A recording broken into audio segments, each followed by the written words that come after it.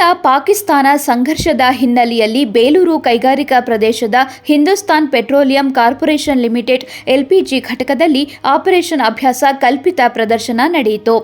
ಶತ್ರು ರಾಷ್ಟ್ರಗಳ ದಾಳಿಯಿಂದ ರಕ್ಷಣೆಗೆ ಸಿದ್ಧತೆ ಮತ್ತು ಮಾನವ ನಿರ್ಮಿತ ವಿಪತ್ತುಗಳಿಂದ ಜನರಲ್ಲಿ ಜಾಗೃತಿ ಮೂಡಿಸುವ ಉದ್ದೇಶದಿಂದ ಈ ಕಾರ್ಯಕ್ರಮ ಆಯೋಜಿಸಲಾಗಿತ್ತು.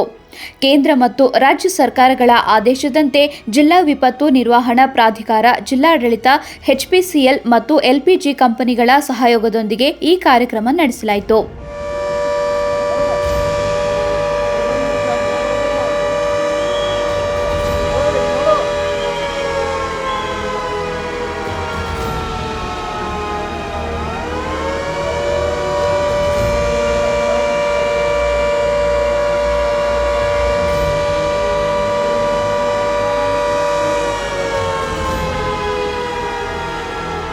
ಕಾರ್ಯಕ್ರಮದಲ್ಲಿ ಕಾಲ್ಪನಿಕ ಅನಿಲ ಸೋರಿಕೆ ಸನ್ನಿವೇಶ ಸೃಷ್ಟಿಸಿ ಸೈರನ್ ಮೂಲಕ ಎಚ್ಚರಿಕೆ ನೀಡಲಾಯಿತು. ಅಗ್ನಿಶಾಮಕ ದಳ, ಪೊಲೀಸರು ಮತ್ತು ಇತರ ಸಿಬ್ಬಂದಿ ರಕ್ಷಣಾ ಕಾರ್ಯಾಚರಣೆ ನಡೆಸಿ ಗಾಯಗೊಂಡವರನ್ನ ಸುರಕ್ಷಿತ ಸ್ಥಳಕ್ಕೆ ಸಾಗಿಸುವ ಪ್ರಕ್ರಿಯೆಯನ್ನು ಪ್ರದರ್ಶಿಸಿದರು.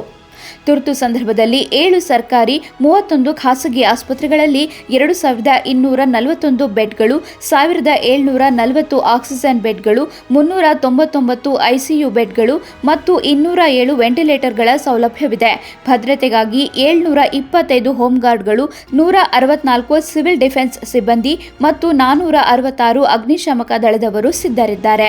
ಕೇಂದ್ರ ಮತ್ತು ರಾಜ್ಯ ಸರ್ಕಾರದ ನಿರ್ದೇಶನದಂತೆ ಇವತ್ತು ಇಂಟರ್ನಲ್ ಸೆಕ್ಯೂರಿಟಿಯನ್ನು ನಾವು ಒಳ್ಳೆ ಸುಸ್ಥಿತಿನಲ್ಲಿ ಇಟ್ಕೊಳ್ಳೋದು ಹಾಗೂ ಮೇನ್ ವೈಟಲ್ ಇನ್ಸ್ಟಾಲೇಷನ್ಸ್ಗಳಲ್ಲಿ ಸೆಕ್ಯೂರಿಟಿಯನ್ನು ನಾವು ಗೇರ್ ಅಪ್ ಮಾಡುವಂಥದ್ದು ಹಾಗೂ ಇದಕ್ಕೆ ಈ ಥರ ಒಂದು ಏನೋ ಒಂದು ಎಕ್ಸ್ಟರ್ನಲ್ ಅಟ್ಯಾಕನ್ನು ಬಂದಾಗ ಅದನ್ನು ಯಾವ ರೀತಿಯಲ್ಲಿ ನಾವು ಜಿಲ್ಲಾಡಳಿತ ಹಾಗೂ ಡಿಸ್ಟ್ರಿಕ್ಟ್ ಡಿಸಾಸ್ಟರ್ ಮ್ಯಾನೇಜ್ಮೆಂಟ್ ಅಥಾರಿಟಿ, ಜಿಲ್ಲಾ ವಿಪತ್ತು ನಿರ್ವಹಣೆ ಪ್ರಾಧಿಕಾರದಿಂದ ಯಾವ ರೀತಿಯಲ್ಲಿ ನಾವು ಅದಕ್ಕೆ ಪ್ರತಿಕ್ರಿಯೆ ಕೊಡಬೇಕು ಅಂತ ನಿಟ್ಟಿನಲ್ಲಿ ಇವತ್ತು ಈ ಒಂದು ಮಾಕ್ ಡ್ರಿಲ್ ಅನ್ನು ಆಯೋಜನೆ ಮಾಡಿದ್ದೀವಿ.